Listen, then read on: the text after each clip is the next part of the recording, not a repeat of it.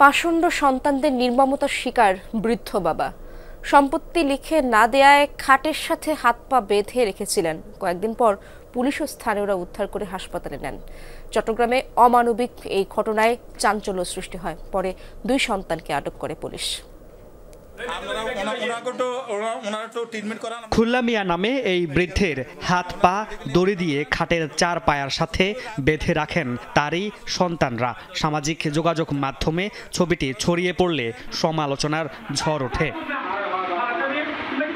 ঘটনার সূত্রপাত চট্টগ্রাম নগরীর দেওয়ান বাজারের পেছনে নিরাপদ হাউজিংয়ে আল মদিনা ভবন নামে এই বাড়িটি ঘিরে।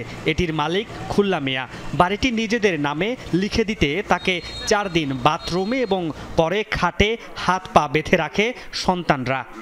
সম্পত্তির লোভে হ্যার বউ ছেলে মেয়ে হ্যারে মারধর কইরা আপনি খাটের মাঝে বান্ধা রাখছে। একটা গরু এমতে বাঁধে না। হাত এটার মধ্যে বড় মোটা রশিদি বাঁধছে, এটার মধ্যে বাঁধছে, তারপর 2 পায়ের মধ্যে বাঁধছে। সম্পত্তির জন্য, বিল্ডিং এর মানে ইয়ার জন্য ওনাকে বেঁধে নির্যাতন করা হয়েছে।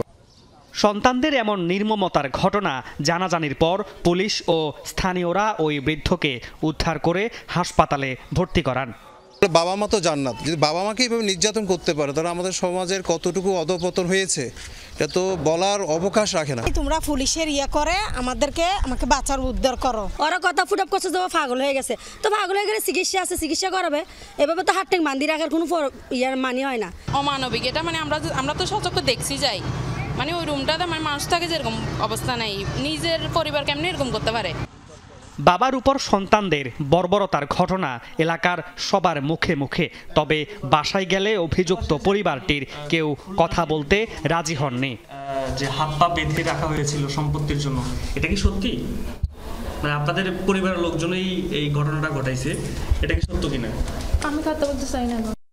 নির্যাতিত বৃদ্ধের 2 ছেলে আব্দুল আউয়াল ও আব্দুর রহিমকে শুক্রবার রাতে গ্রেফতার করে বাকলিয়া থানা পুলিশ। 2জনকে F50 করে চালান দেওয়া হয়েছে। আর যেহেতু ভিকটিম অসুস্থ, তিনি হসপিটালাইজ, উনি সুস্থ হয়ে যদি অভিযোগ দায়ের করতে চান সেক্ষেত্রে মামলা হবে।